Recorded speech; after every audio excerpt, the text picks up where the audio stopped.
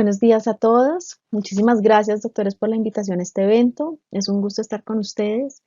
En el día de hoy vengo a hablarles acerca de los criterios de clasificación del lupus eritematoso sistémico. Yo soy Carolina Duarte, especialista en medicina interna de la Universidad Javeriana. Desde el 2017 me desempeño como gerente médico de inmunoinflamación y enfermedades huérfanas para GSK Colombia. Les declaro mi conflicto de interés. Estoy trabajando tiempo completo para GSK. Si ustedes desean cualquier información de esta presentación o bibliografía, pueden escribir a mila@gsk.com y con gusto se les enviará. Y bueno, ¿qué vengo yo a hablarles en el día de hoy? Quiero que recordemos un poco la historia de los pacientes con lupus desde el inicio del siglo pasado. Desde el inicio del siglo pasado han ocurrido unos hitos importantes para los pacientes con lupus. Podemos hablar desde el año 1948, cuando logramos un entendimiento básico de la biología del lupus. Se describen ciertas células, comportamientos celulares y el reconocimiento del sistema inmune como causante de las enfermedades. Sin embargo, para ese momento no había ningún tratamiento. Básicamente, un paciente con lupus estaba condenado a morir. Y lo que sí sabemos es que desde los años 1920, que es un poquito antes de 1948, se empezaron a hacer investigaciones acerca de cómo mejoraban los pacientes con enfermedad de Addison y pacientes con artritis reumatoidea al ponerse ictéricos, y atribuían que había alguna sustancia que estaba generando el organismo que hacía que el paciente mejorara. Después hubo un reumatólogo en la clínica Mayo. em, en Norteamérica, este es el doctor Philip Hench, y él empezó a hacer todas estas descripciones y adicionalmente veía que estos pacientes cursaban con hipotensión, cursaban con fatiga crónica, y básicamente estábamos hablando de pacientes que tenían deficiencia de cortisol. ¿Qué pasó? Se empezó a hacer aislamientos como tal de los glucocorticoides, y sabemos que en el año 1950 eh, el doctor Kendall y el doctor Hench reciben el premio Nobel por la introducción de la terapia con esteroides en un paciente con artritis reumatoidea y mejoría del paciente.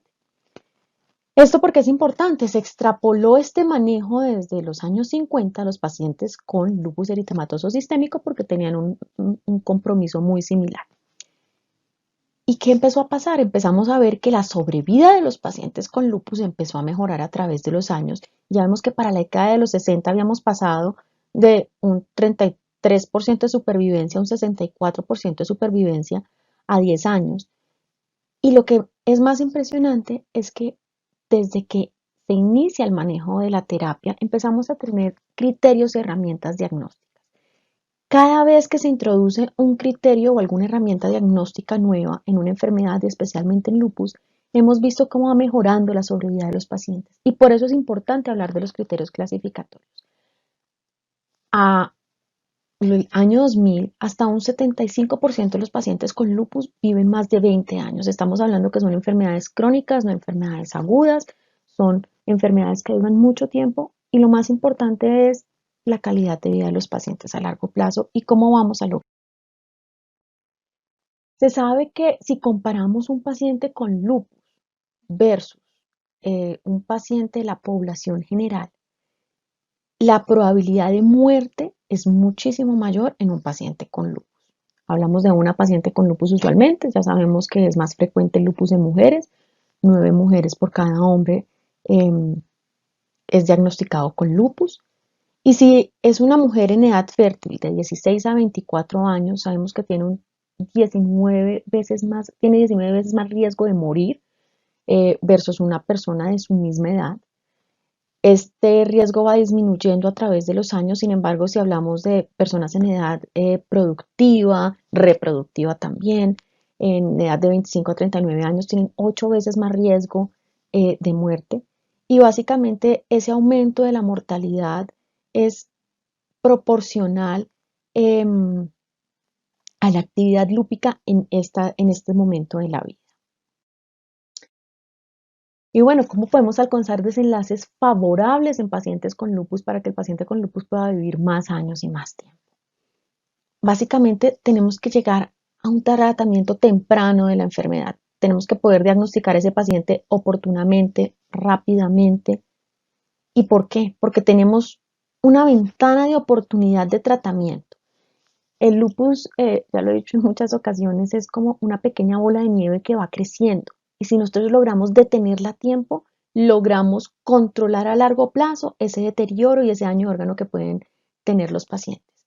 La ventana de oportunidad se dice que son 6 meses, porque hay un estudio danés que después fue respaldado por un estudio en Alemania en los años 80. Y lo que se veía es que los pacientes que mayor deterioro y más rápido llegaban a enfermedad renal crónica eran esos pacientes en quienes se había demorado el diagnóstico más de 6 meses, en quienes habían demorado la toma de una biopsia renal por un pobre diagnóstico y por no identificar la patología aproximadamente a los 6 meses o más.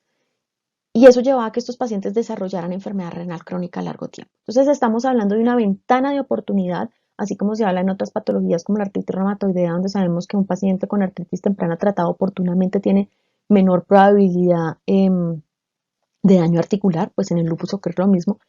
Pero pues decir esto no es fácil y llegar a esto.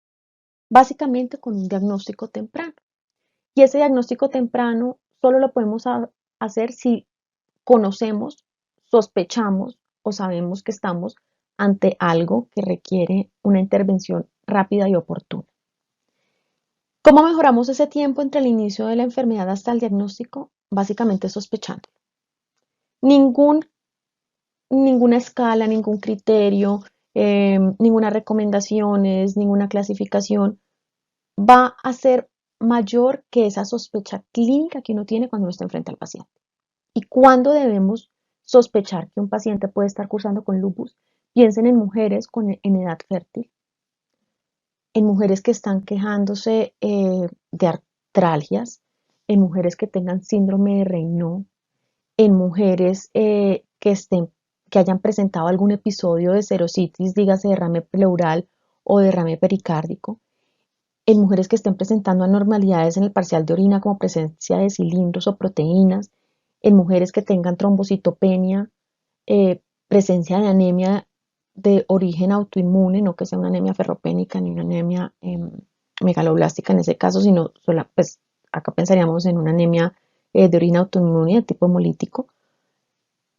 ¿Y qué deberíamos hacer cuando tenemos nosotros una paciente o un paciente con estas características? Es pedirles unos anticuerpos antinucleares positivos. Y ahí es cuando hablamos de la validación de biomarcadores.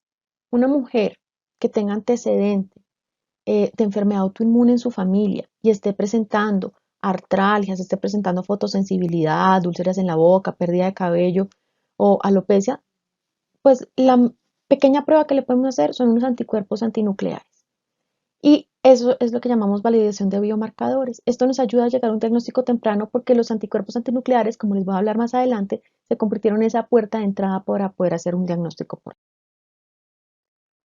Y lo más importante es, ¿quiénes son los que primero ven esos síntomas? Pues el médico de atención primaria. Si el médico de atención primaria no está, no tiene el conocimiento y no está al tanto que un paciente puede estar cursando con lupus, pues no lo va a diagnosticar. Y uno no diagnostica lo que no conoce y pues básicamente acá la invitación es tengamos esa opción en mente cuando tengamos una paciente, mujer en edad reproductiva que pueda presentar alguno de estos síntomas. ¿Qué órganos se ven comprometidos en un paciente con lupus? Yo les podría decir que todos. No hay un solo órgano que no se vea comprometido en el paciente con lupus, ya sea por injuria aguda. La injuria aguda se da en los pacientes con lupus por el proceso inflamatorio secundario a la presencia de inmunocomplejos que se depositan en los tejidos y esa respuesta inflamatoria exagerada. Pero también tenemos un daño de órgano a largo plazo que va generando el mismo lupus cuando tenemos pérdida de esa reserva funcional. Y adicionalmente tenemos otro actor que genera daño de órgano en los pacientes con lupus y es un actor importante y es la toma continua de medicamentos como lo son los glucocorticoides, algunos inmunosupresores y otras terapias que a veces requerimos utilizar en los pacientes con lupus para controlar la enfermedad.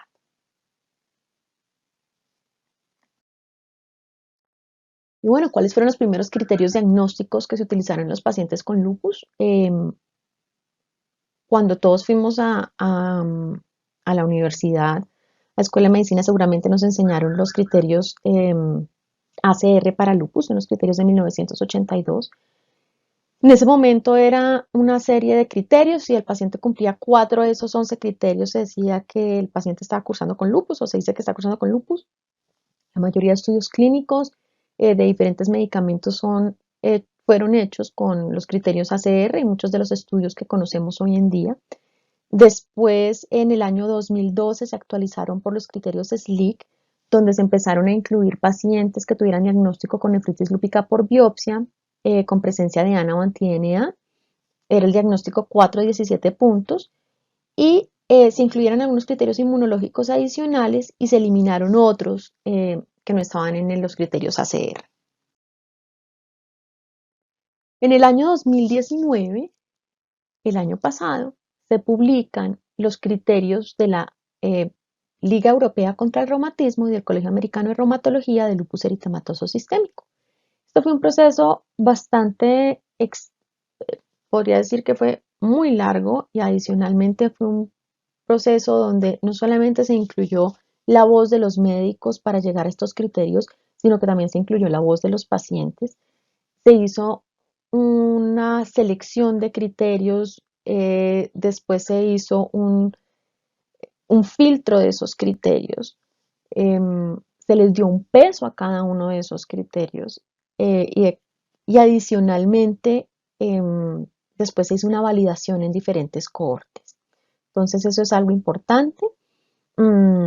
Más de 200 reumatólogos estuvieron involucrados en la generación de estos criterios de clasificación y adicionalmente se proponen cohortes alrededor del mundo. Y bueno, estos criterios, ¿qué es lo que piden inicialmente? Piden un criterio de entrada, y ese criterio de entrada es esa prueba que les digo que debemos pedir, que son los anticuerpos antinucleares, que si son positivos en un rango mayor a 1 en 80, dan una puerta de entrada para poder aplicar los otros criterios. Estos anticuerpos antinucleares idealmente deben ser solicitados por inmunofluorescencia indirecta o IFI y deben ser realizados en células EP2. Esta es la manera adecuada de pedirlos, porque en ocasiones el laboratorio nos puede dar datos que no son tan fáciles de interpretar cuando no lo pedimos bajo esta técnica. ¿Qué medían estos nuevos criterios diagnósticos? Entonces, como les voy a mostrar más adelante, cada uno de esos criterios no se puede puntear si existe otra causa más probable del síntoma. Si el paciente está presentando síntomas constitucionales y nuestra sospecha diagnóstica es que puede ser más probable que tenga una infección y no que tenga lupus, pues no debemos dar el punto en ese momento.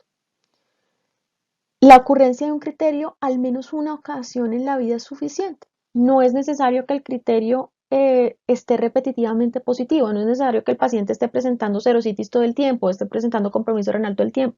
Puede ser mirando la historia clínica atrás, una paciente que tuvo un episodio de serositis aislado, no encontraron la causa, resolvió y ya pasó. Y después en otro momento en el tiempo donde tuvo un episodio de artritis. Entonces ahí se van sumando los diferentes criterios. Por eso no tienen que ocurrir simultáneamente. Y al menos un criterio clínico debe estar presente. Puede haber una mezcla entre criterios serológicos, pero al menos un criterio clínico debe estar presente. Y en cada dominio, solo el criterio de mayor peso se cuenta para el score total. Ya les voy a mostrar de qué se trata. Si el puntaje es mayor a 10, se dice que este paciente está cursando con lupus eritematoso sistémico. Como les digo, nada va a reemplazar la clínica, pero esto nos ayuda en una aproximación diagnóstica cuando tenemos la duda si el paciente tiene o no lupus eritematoso sistémico. Acá podemos ver los nuevos criterios diagnósticos. Tenemos la presencia de los diferentes criterios divididos de acuerdo al dominio que está comprometido: un dominio constitucional, mucocutáneo, artritis, complemento, antifosfolípido, neurológico, serositis, hematológico, anticuerpos altamente específicos y el compromiso renal. Cada uno de esos dominios tiene diferentes criterios que dan un puntaje, y ese puntaje es el que finalmente se va a sumar para sumar esos 10 puntos. Más adelante lo vamos a volver a ver. Vamos a hablar un poquito de los anticuerpos antinucleares porque ellos van a ser nuestra puerta de entrada y es importante que sepamos interpretarlos y reconocer de qué se trata. Entonces, como les contaba, deben ser realizados en células EP2 o un examen equivalente. En los siguientes años vamos a ver la introducción de nuevas técnicas para la medición de anticuerpos antinucleares, pero lo ideal es que lo sigamos haciendo en células EP2, medido por inmunofluorescencia indirecta. ¿Y por qué medido por inmunofluorescencia indirecta? Porque esta técnica va a darnos un patrón y ese patrón puede orientar mejor al diagnóstico. Mm, Acá es muy importante que cuando un paciente tenga los ANAS positivos, tenga estos síntomas que hablamos previamente, que puedan ser signos bandera de la enfermedad, es muy importante remitir al paciente rápidamente al reumatólogo e iniciar un tratamiento oportuno, tratando de estar en esa ventana de oportunidad de tratamiento. ¿Qué pasa con los anticuerpos nucleares? El patrón puede cambiar según la dilución, entonces sabemos que el patrón orienta más no diagnostica. Cuando me refiero a patrón, ustedes seguramente van a leer que dice patrón nucleolar, patrón mitocondrial, patrón centromérico, existen múltiples patrones, hay algunos que no tienen ningún peso clínico y hay algunos que sí nos orientan mejor. Hay pacientes con ANAS positivos que no tienen enfermedades autoinmunes y no tienen lupus. Entonces eso es importante saberlo porque tenemos un porcentaje de la población que pueden tener, por ejemplo, un 5% de la población puede tener ANAS 1 en 320 y no tener lupus, un porcentaje un poco más alto, 1 en 160, y aún más alto va a ser ese porcentaje de pacientes que pueden tener unos ANAS 1 en 80 y no tener lupus eritematoso sistémico y presentar otros síntomas. Por otro lado, recordar que hay enfermedades infecciosas que positivizan transitoriamente los ANAS, como es el caso que hemos visto en chikungunya, parvovirus, Epstein-Barr virus, pueden positivizar transitoriamente los ANAS o hay unos que pueden realmente desencadenar toda la respuesta autoinmune y desencadenar la enfermedad. Hay medicamentos que positivizan los ANAS, entonces especialmente esos medicamentos fotosensibilizadores, también tenemos algunos antihipertensivos y hay otras enfermedades autoinmunes que positivizan los ANAS y no son lupus y también debemos recordar que hay síndromes paraneoplásicos que también positivizan los ANAS. Pero ¿qué es lo interesante acá? Que los ANAS y el anti-RO pueden estar hasta 10 años antes de la aparición clínica de la enfermedad. 47% de los pacientes tuvieron anti-RO antes de la aparición del lupus y el 78% tuvieron anticuerpos antinucleares en la década previa. Sabemos que de un 3 a un 4% de los pacientes pueden tener lupus y tener ANAS negativos. Entonces, en estos pacientes, pues claramente serían excluidos por estos criterios y se nos quedan por fuera, pero ahí es cuando la clínica está sobre cualquier criterio y cualquier clasificación.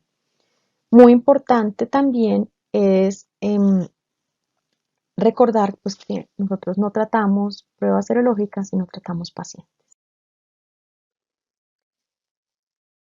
Hay unos anticuerpos, por ejemplo, como les contaba, los ANAS, que están presentes en el 96-97% de la población, pero hay otros, por ejemplo, el anti-DNA de doble cadena. Este anticuerpo está presente en el 80% de la población, pero con lupus eritematoso sistémico, pero es altamente específico. Y sabemos que él aparece unos meses antes y muy cercano ya a la aparición florida de la enfermedad. Mm, Y hay algo también importante y es que los anticuerpos anti-DNA de doble cadena nos ayudan a evaluar si el paciente eh, está cercano a una reactivación de su enfermedad o no. Los ANAS, por otro lado, por eso el anti-DNA, qué pena volverme, pero los anti-DNA lo podemos pedir de control, pero los ANAS pídanlos una vez en la vida. Si los ANAS fueron positivos, ya no necesitan, más de 1 en 80, no los necesitan volver a pedir. No vale la pena volverlos a pedir a ver si el paciente se mejoró, que ya de pronto los ANAS son negativos, entonces significa que no tiene la enfermedad, eso no es real. A veces cuando uno tiene una muestra que tenga unos ANAS en una cantidad excesiva, nosotros lo llamamos un efecto prosona y básicamente puede ser negativo porque hay tanto anticuerpo que no se logra detectar. Entonces es importante saber eso. Y por otro lado tenemos otros anticuerpos que son los anti-Smith, que están presentes en el 20 al 30% de los pacientes con lupus y son altamente específicos y nos dicen este paciente está cursando con lupus eritematoso sistémico. Como les decía, 55% de los pacientes van a tener anti-DNA positivo 2.5 años antes de la aparición del lupus y otros más sensibles, que son partes de los anticuerpos antinucleares extractables, son los anti-RNP y el anti-Smith. Están presentes pocos meses antes de las manifestaciones. Tenemos otros autoanticuerpos, como les comentaba, el anti-RO, el anti-LA y el anti-SMIT. Cada uno de estos autoanticuerpos nos pueden enfocar hacia qué compromiso orgánico está teniendo el paciente, sin embargo, no son completamente patognomónicos de esta región afectada. Algo sí muy importante son las mujeres que tengan anti-RO positivo, estar muy pendientes y quedan embarazadas porque el neonato puede nacer con lupus neonatal y tener bloqueo cardíaco, eso es muy importante tenerlo en cuenta. Hay unos autoanticuerpos que nos marcan muchísimo hacia el daño renal, como lo son el anti-DNA, los anticuerpos antinucleosomas, el anticuerpo anti-SMIT. Cuando tenemos compromiso del sistema nervioso central por lupus, o de pronto no sabemos o estamos sospechando que sea lupus, los anticuerpos contra el receptor NMDA también nos pueden ayudar. Eh, los anticuerpos antifosfolípidos sabemos que el 30% de los pacientes pueden tener poliautoinmunidad y pueden estar cursando con múltiples enfermedades autoinmunes al mismo tiempo. Dentro de ellas puede estar cursando el síndrome antifosfolípido o también pueden estar cursando con otras enfermedades, por ejemplo la tiroiditis de Hashimoto, que sabemos que es una de las enfermedades chaperonas y que puede predecir a otras enfermedades autoinmunes. Inician con tiroiditis unos años antes y después evolucionan hacia otro tipo de enfermedad. Vamos a hablar cómo hacemos ese puntaje y esa puntuación con los nuevos criterios diagnósticos y vamos a hablar un poquito de cada uno. Entonces, en cuanto a los síntomas constitucionales, sabemos que la fiebre, más de 38 grados centígrados, nos da un puntaje de 2, es uno de los síntomas que está presente en la mayoría de pacientes que debutan con lupus y en pacientes también con recaídas por lupus.